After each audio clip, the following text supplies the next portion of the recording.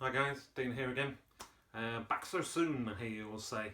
I thought best get, well, I've got some time off, some videos done in the house to myself, so ideal opportunity. No kids, no the missus. Let's get some, well, probably one video done by the time I've done it. Anyway, may as well pick up where I left off yesterday, which is the next part in the Iron Maiden series. So we're going to tackle Number the Beast today.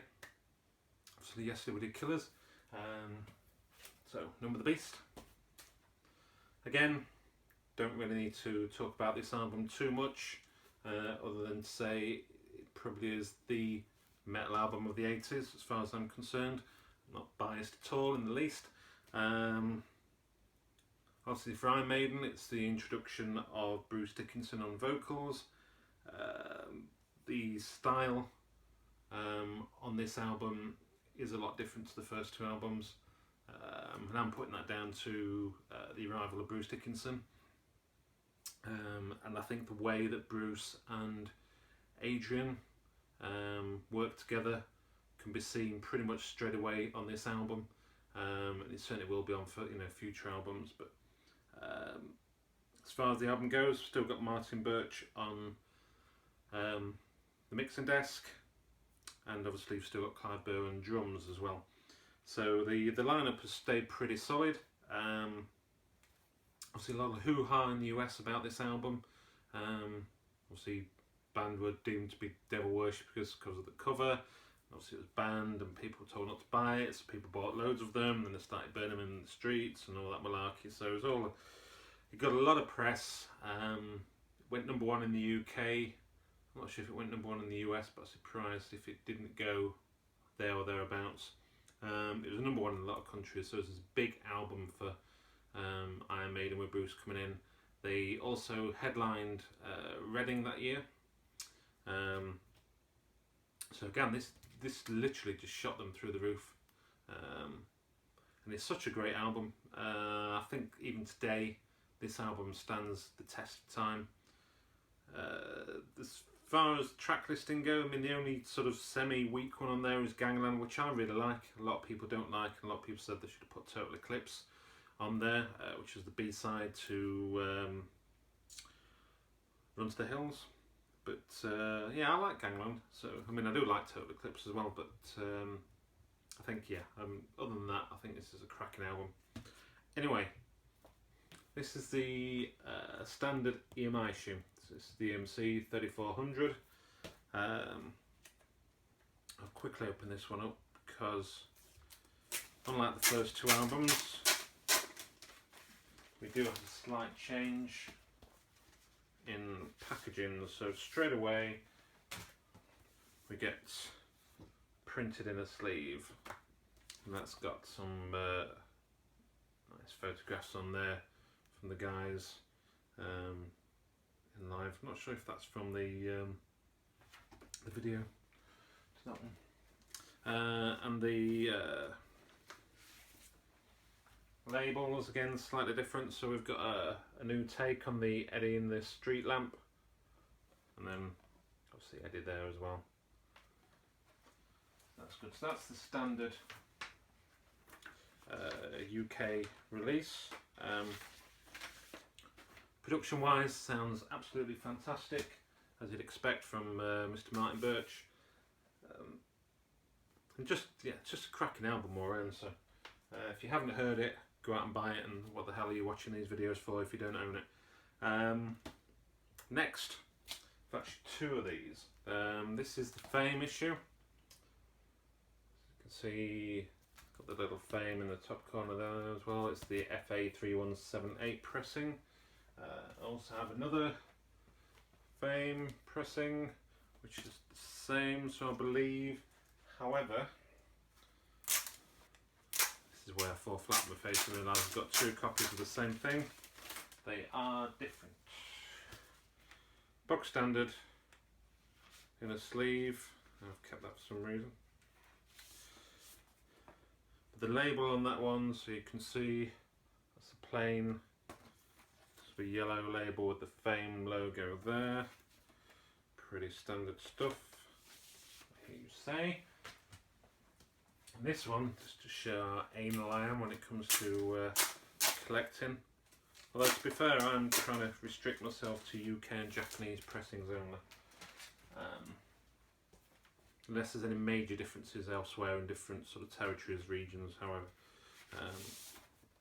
This one's not cleaned, shocking. This one, let's say, anal, slightly different. This has got the crisscross Fame label on it. But to all intents and purposes, it is exactly the same. No difference whatsoever. Take that one out. So yeah, so that's the two, again, both UK Fame pressings. Next up we have the first official picture disc. Any other picture discs you see from the first two albums are unofficial. Whatever you call that, bootleg, pirated, fake. This was the first picture disc that they did for the albums, at least, anyway. So yeah, and again, it's a picture disc. It's nice. It came in a plain plastic sleeve. This isn't the original, I don't think. Most of the original sleeves tend to sort of die a death over the years. I hate PVC sleeves, and it really cocks vinyl up. And to be fair, I should probably take this out. I think, not sure if anybody can answer this, but when it comes to picture discs, the original sleeves that they come in, the PVC tends to be of a different sort of type than the PVC that you would normally put, you know, find in a record shop that you put the outer sleeve in. They leak. They leak petroleum, I believe, which can get into the vinyl. I've had it myself with the smaller 7-inch covers. I know a lot of people have sort of said that the vinyl's leaked through. Apparently it's even leaked through some, you know, really thin paper sleeves. It's gone through that onto the vinyl itself, so just beware. I think I've mentioned this already as well. But the original picture disc stuff doesn't seem to do the same sort of thing. And again, when this is put side by side with a normal sort of Blake sleeve, it really throws it up. It starts crumpling away, so it's obviously having a reaction. But as I say, the original ones are fine. Anyway, so I digress, but I'm not sure why. Maybe somebody out there can answer it. Maybe there's two different gradings and they know that they're going to affect vinyl, so if the vinyl's going straight in, it's a different sleeve. Next, talking of Japanese pressings, this is the first pressing, I believe. The other pressing, or others, I believe I've only ever seen one. The obi strip is slightly different. From memory, I think it's something to do with the writing down here. I think this strip here is the same on both. The only difference I can see is that there is no poster. So very similar to the Killers setup. First pressing you get the poster, second pressing you don't. So again, you've got that inner sleeve there, inner sleeve label, but the see if you can see that, the inner label for the Japanese one is slightly different. So you've got the Iron Maiden in red, if you can remember back earlier to when I showed the original UK version. It's just a standard sort of black writing on there. Let's get these out. So we also have, just bear with me a second, shuffling around. So we have the printed inner sleeve, which is half the course on the Japanese pressings, and then essentially a duplication of what the UK inner sleeve was on the inside. So again, that's quite nice. And as mentioned, we also get a nice big fat juicy poster. So that's good. So again, it's it's the Japanese market just going that one step further for the fans, and producing something a bit extra. over the other territories, which is fantastic. And again, sounds superb, excellent audiophile quality vinyl as always with Japan pressings. Next one, 2012 picture disc version release. Again, as the others I've already shown in this series, this is the 2012 reissues on picture disc. And again, not great sounding, but fantastic. Really went to town on the packaging and a nice collector's sort of item. And as you've probably seen, there is no black box associated with it. I mean, I was late to the party on these. And I think the idea is that you could get the box, the black box, similar to the recent sort of red one, if you were quick enough, and I wasn't, and now it goes for silly money on eBay. So, inner sleeve. So if anybody out there has got a spare box, actually, let me know. And then got two singles, Run to the Hills, and the Number the Beast, obviously. So like I say, the look absolutely fantastic, and you know, for any Maiden collector, you're gonna have them really. But yeah, picture discs, just don't play them at all. And then finally, this is the 2014 reissue on 180 gram vinyl, which I showed again in another series, so I won't bother opening it up.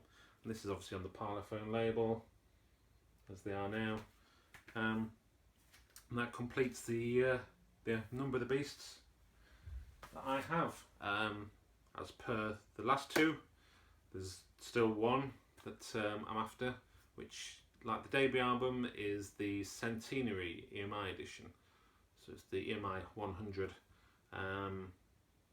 which has the LP Cent prefix on it. It's very similar to the 2014 issue. Essentially, it's on 180 gram vinyl. It's just part of this catalogue that EMI pushed out, and I think there were 100 records in total to mark the 100-year anniversary of EMI. Iron Maiden had two albums on there, obviously the self-titled debut and Number the Beast, neither of which I've managed to get. I've looked around on eBay, Discogs and so forth, and just trying to find one at the right price, in the right condition. Sometimes you find one but it doesn't have the nice label on it to mark it's the 100-year anniversary and so forth. So yes, that's one still that I'm waiting to get, but once I've got that, I think that's the collection complete. So I'm not really after the second Japanese pressing. There's not much of a difference between the two, although saying that I did get the Killers one, so who knows. Yeah, that's pretty much it. So that's Number the Beast, cracking album, yeah, and a sort of taster for things to come. Anyway, thanks for watching. Any comments, feedback, just leave it at the bottom of the video, obviously, as normal. Thanks again to anybody that's recently subscribed as well, so all appreciated. I know I'm beyond the 250 mark at the moment, so storming through to the 300. Can maybe feel a competition coming up, maybe when I hit the 300 mark, but yeah, we'll see how we go. Anyway, thanks again. See you later, guys.